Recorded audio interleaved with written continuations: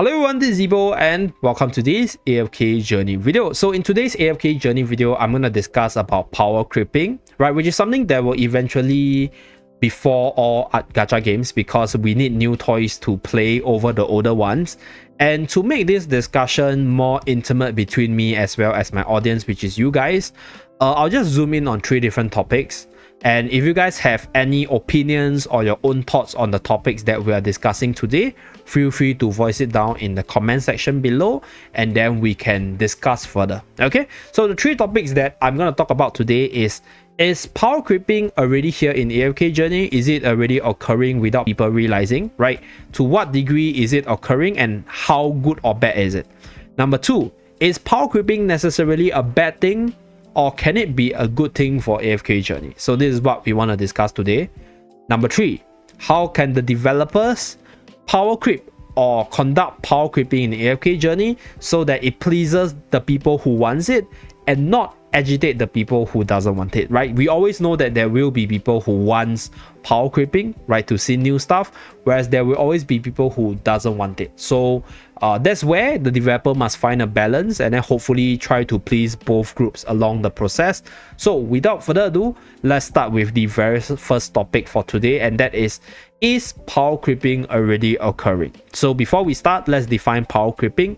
Based on my own understanding for today's discussion, power creeping is basically the introduction of a new unit or mechanics which replaces the older units or renders the older units obsolete or less powerful in the process. So the degree of power creeping or how overpowered the new units are will render the degree of usage for the older units. So if there are new units that is basically so good that if you don't run him, right, you can't play the game at all, that is extreme power creep.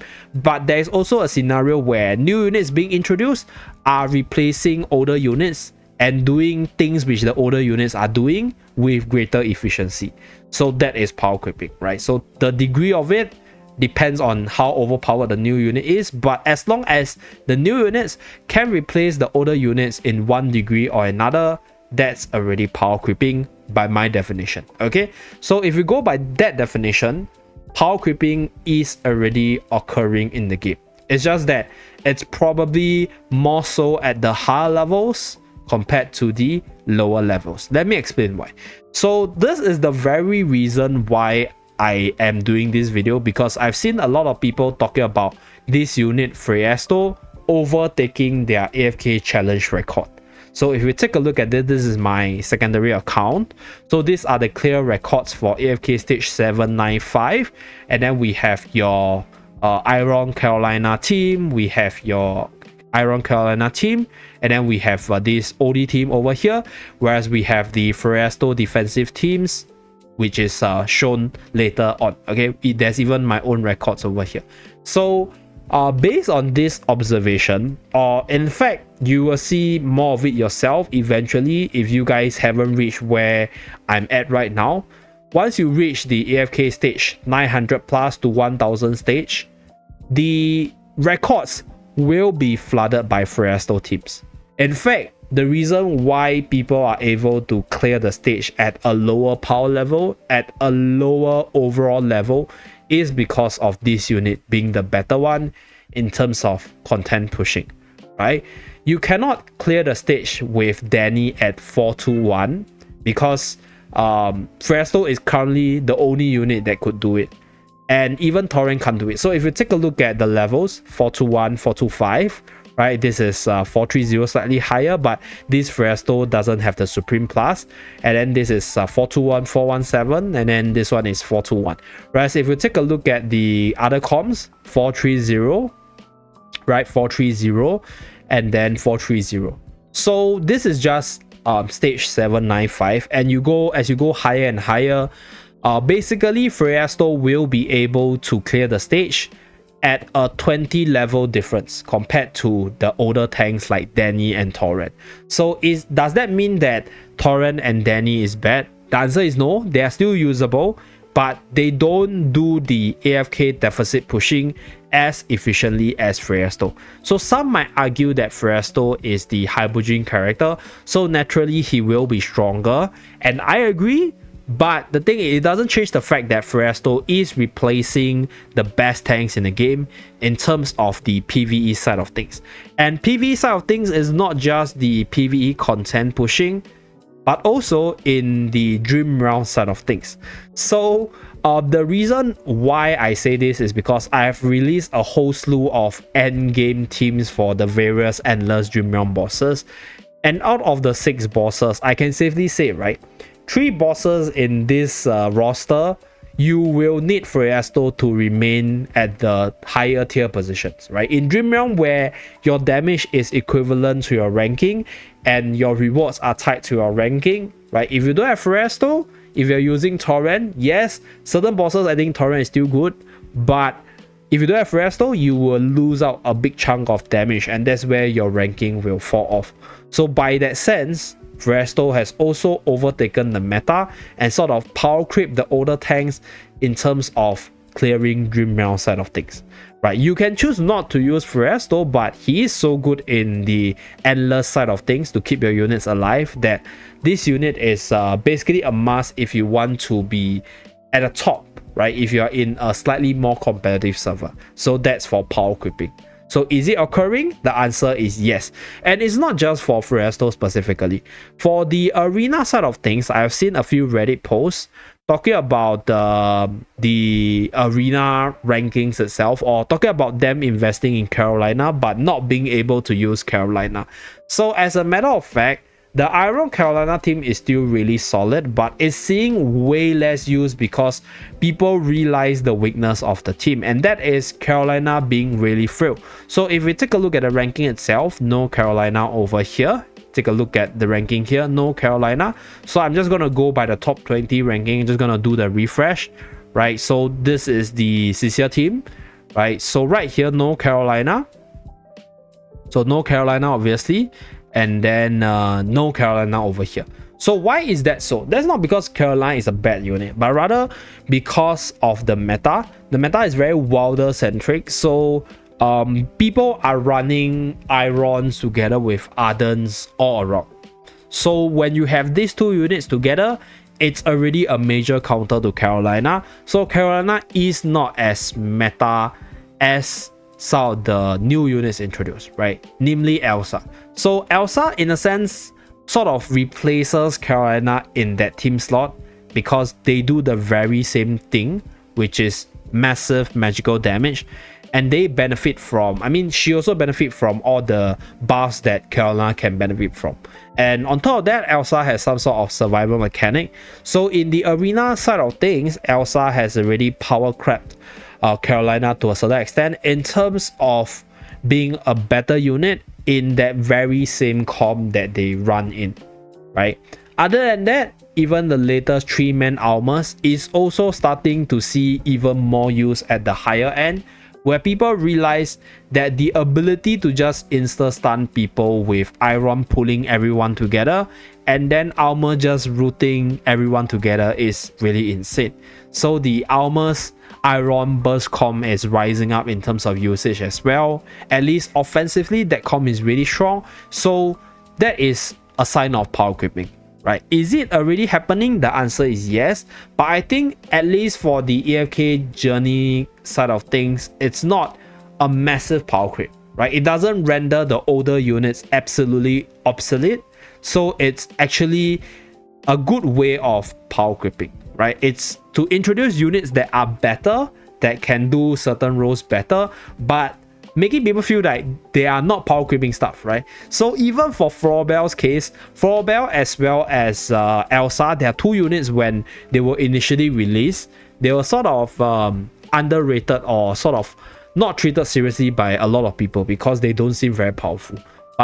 But as time went by, people realized that, hey, Florabelle is actually really powerful. If you want a zoo team, Florabelle is really good. There are certain stages where you need Florabelle to push through more easily because you need the concept of zoo.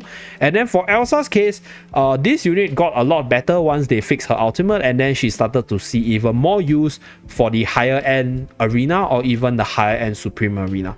So these units they are actually power creeping older units because they can do their job a lot better and they are indeed a power up to them. But the degree of power creep, at least right now, it's very small. So people are not complaining too much, because if you don't have Elsa, if you don't have Florabelle, yes, you might not be able to do the stuff as efficiently, but you will still be able to clear the stages. You will still be able to compete in arena if you have a different combination, right? If you have a different sets of opponent, or if you have higher levels for your PvE content pushing. So that's for the power creeping side. It's just that it's not that bad, or it's not like a major power creep over everyone and that the old units are just obsolete, that you have to use them. Although a lot of people mention that for the Celestial Hypogean faction, right, the upcoming one, which is rumored to be Tallinn, is going to wipe out the old meta. So we shall see how that power creep goes. Okay, I certainly hope that it happens, because it's linked to the second topic. Is power creeping necessarily a good thing or bad thing? So I think this topic has been discussed in a few of the podcasts with Vulcan, and I've talked about it with a lot of different players. In fact, I think power creeping in AFK Journey might not necessarily be a bad thing, right? How can it be a bad thing? It can be a bad thing because it requires quite a lot of units. I mean, it requires quite a lot of resources to push a unit from their lowest tier to Supreme Plus, and then their EX weapon to EX weapon 10. Right? So for free-to-play players, it will take quite a while, and obviously no one wants their investment to be wasted, right? The merely true damage nerf saga tells us that no one wants that. Once people realize that their unit, which they spend a lot of resources on, suddenly becomes obsolete or less useful, a lot of people are going to be angry, even though it could be good for the meta. So it is a bad thing, right, if they make it a major overhaul, or they make it such that, you know, these units which they are replacing are units which a lot of people have then invested in. It could be a bad thing, because, you know, like the free-to-play players, they cannot catch up and they will feel wasted resources and they will be angry about it, right? So it has already occurred before. It's not a power creep, but it's like a nerf to a very commonly invested unit, and a lot of people are angry about it. So it could be bad in that manner, right? If they do decide to power creep a commonly invested unit. That's one, right? But right now, I think at least for this game, it is more good than bad in a sense. I think a lot of people have voiced out concerns that all these banner characters like Almas, like Florabelle, like Soren, for example, right? They're all banner characters, but they're pretty shitty. So like they have been saving up their resources, their pool tickets for like these very, very good units so that they can have fun with them. And they're like, what am I saving for? Because so far all the banners haven't been really that good. So like it could be a good thing if they do release a unit that looks good at first sight, right? That looks good in terms of doing stuff when it's initially released, or maybe have an incredible design, right, that could attract people to spend their resources on this unit to sort of you know, eat up their premium resources. Because some people I know, they have saved up like hundreds of tickets, right, for the specific invite letter as free-to-play players. So they haven't been spending their resources. They're just they're saving their gems as well as their raid up invite letter for that one OP unit to come, but they don't know when it's coming. So now, if they do introduce a unit which is very, very strong, which is very, very OP, which will power creep a lot of the older units, then that will create some form of excitement for this group of people as well. So that's the good part, I think. Like I think in general, for power creeping, personally for me, I like it. Not because, oh yeah, I'm gonna like overtake the older units in a sense. It's more like I do get a new toy to play around. I do get to build new teams around that unit. I like to see a shift in meta, so we have new strategies to try out. So I personally like the idea of power creep, although I know that a lot of people doesn't, but I guess it's to each their own, right? For this game specifically, at least right now, I do think that this game needs a little bit more power creeping, right? It needs more exciting units so that people will spend their premium resources to get them. So that's what I think in terms of whether or not it's a good thing or a bad thing for the game. So lastly, how can the developer balance power creeping so that it doesn't agitate people and it can please the people who wants it? So I think so far, right, the developer has sort of done a pretty decent job. Like, it's not me trying to bully them, but I think generally they have done a pretty decent job in terms of power creeping. Like, at least because based on what I mentioned earlier, there's actually power creeping occurring, but people don't feel it or people don't realize that it's happening. Because for this game itself, in case you guys haven't realized, most units only sees their true power when you get their EX weapon at the very least, right? So some units, they look like shit before like their EX weapon skill. For example, for Armor's case, like people be like, why would I be using this unit when I have Danny or Torrent or Brutus? Like, why would I invest my resources into him? But if you do pump him up to Supreme Plus, that's where you will be able to see the potential of this unit, and that is being a combo unit to other units, and a very strong one at that. So that's what I mean by gradual power creeping, right? Although I think Almas is not technically a power creep, he's more like filling a role where there's not a lot of units in that, which is the combo piece side, but it's a good way of slowly introducing power creep. Personally, I think Fresto is also okay. Like, I think for the Celestial Hypogean units, they are generally going to be stronger. So Fresto being a unit that could do PV contents better than the existing tanks,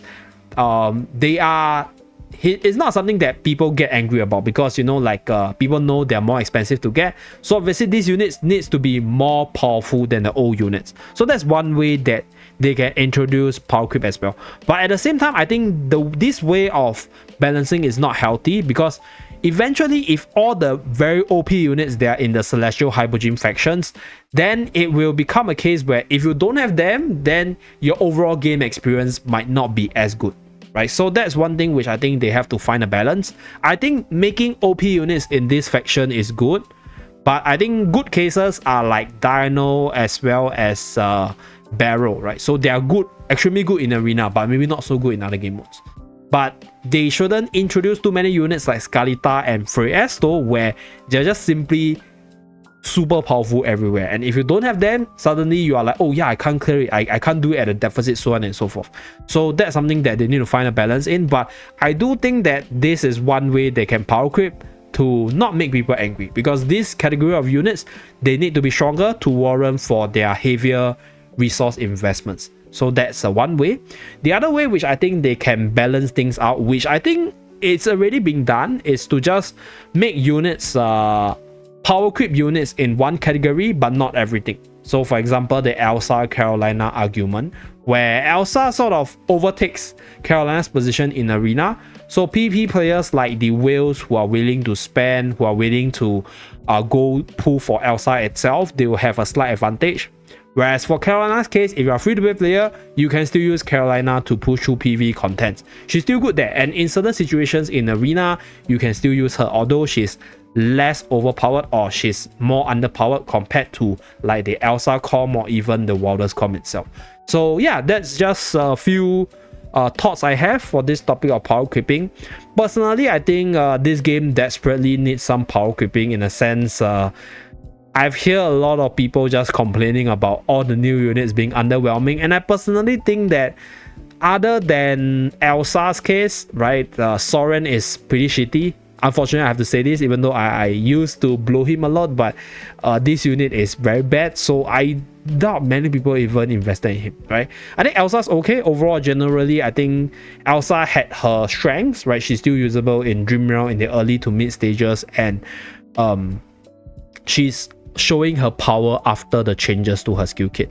So Florbell, when she was initially released, like, okay, she's okay, but like, she's not very good, so I might not spend my resources on her. So like the general, I'll say like thoughts of the new units is, so far, except for the likes of Freesto, the rest of the other units are just very underwhelming, so people are not pulling for them. So they probably need to introduce a power creep to a unit so that they appear good when they showcase the character trailer. So that's what I think the game needs right now. And the way to balance it is to maybe make the unit look good, but in the end game, this unit is strong, but you still have alternative to him. So at least, you know, people who have lesser resources, who can't go for the new overpowered toys, they are not left behind too much, right? They are like, oh yeah, I didn't get the new unit. It's fine. I still have my older units to play with, and the older units can still do certain roles as well, or maybe just a little less efficiently. So that way you can please everyone, right? You can please the majority of the player base. So that's just my thought, and yeah, just a very simple discussion video on the power of power creeping. Let me know down in the comment section below what you feel about this topic, right? Whether or not there should be power creeping, whether or not the unit so far has been pretty shitty, and how do you think power creep should occur in AFK Journey, so that the developer can find a fine balance between pleasing the different player bases. Thank you very much for tuning in. Do remember to like and subscribe to see more, and I'll see you guys again in my next AFK Journey video. Bye guys.